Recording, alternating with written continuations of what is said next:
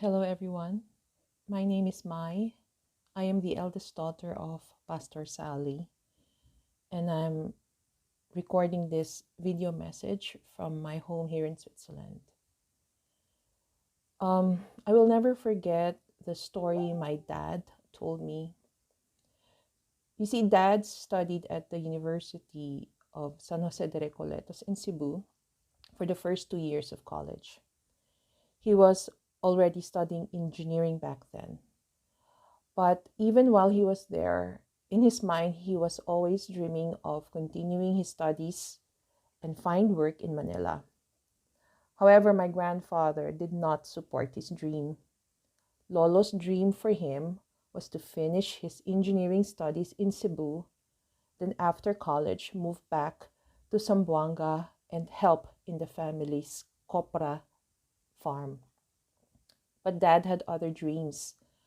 So Lolo said that if he really wants to go to Manila, he won't get any financial support from him. So what did Daddy do? He took on every odd job that he could find, and he saved up enough money just so he can pursue his dream. Armed with a few thousands of pesos that he saved up, he finally left Cebu and enrolled at the university, Adamson University in Manila. So that's our dad. He's very resilient and he's very determined. Dad finished a degree in industrial engineering. He worked for various multinational corporations and slowly built his career from the ranks.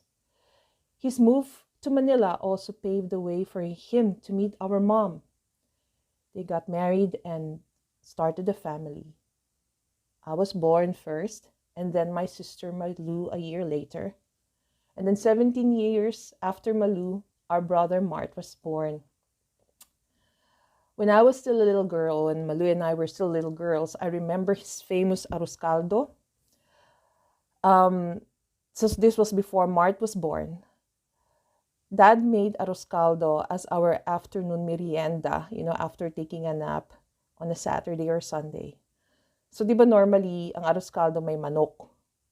Pero kahit anong halukay namin ni Malu sa kinakain namin, wala kaming makitang manok. So, sabi namin, asan yung manok? So, sabi ni Dad, magic daw yung manok kasi may lasa kahit hindi nakikita. Naniwala naman kami. But of course, years later, sinabi naman niya na nilagyan niya ng chicken bouillon, yung lugaw, para lang maglasang manok at saka nilagyan din niya ng ginger. So, ganun si Dad. He's very creative and very maabilidad. So, my sister and I were still kids when Dad decided to work abroad. I think I was 9 at that time. We'd send him letters or voice tapes.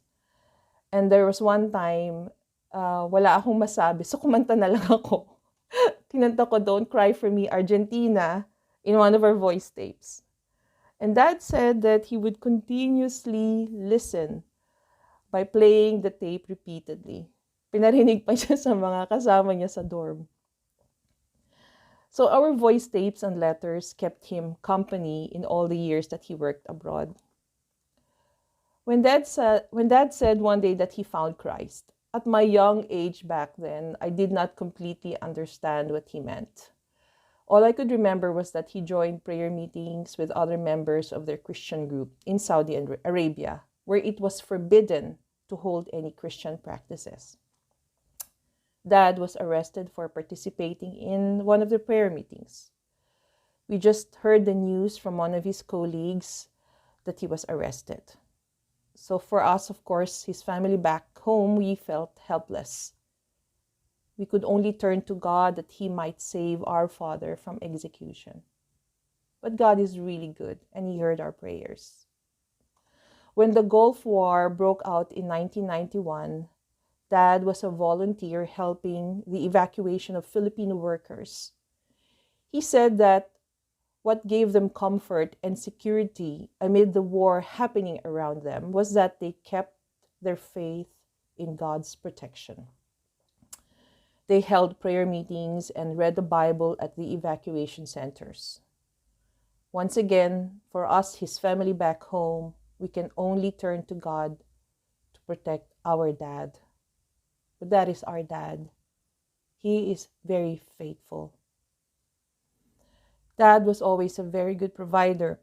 He really looked after our family's needs. When it comes to our education, he supported our choice of schools and our chosen fields of study. At the time when I was at the lowest point of my life, when I thought that he would be disappointed in me or be angry at me, instead he said that he loves me.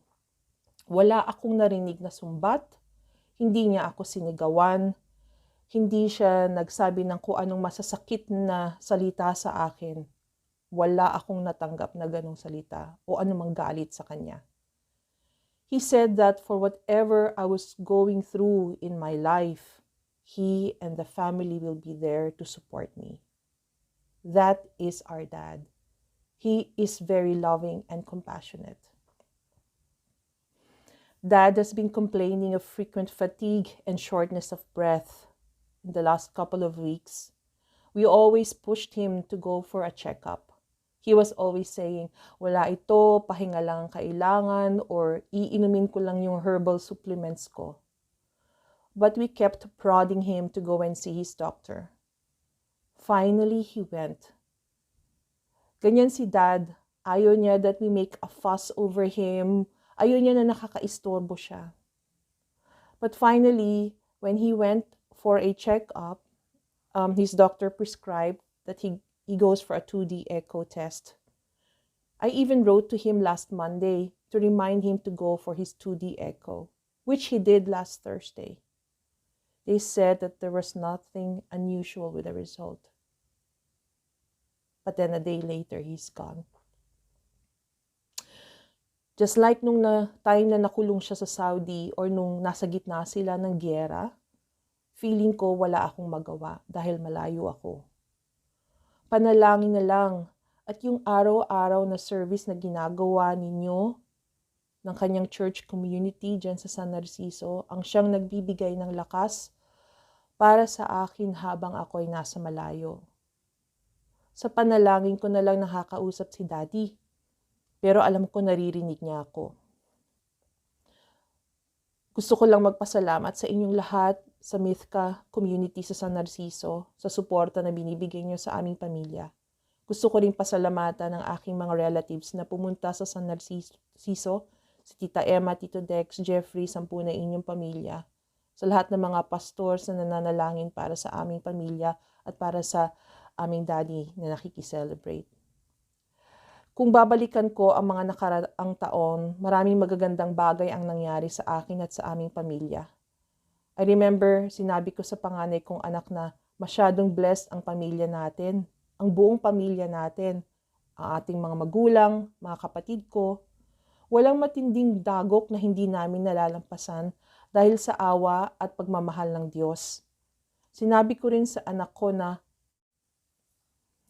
alam mo ba kung ano ang dahilan kung bakit blessed na blessed ang family natin? Sabi ko, ito ay dahil sa meron kang mga grandparents na faithful sa Panginoon.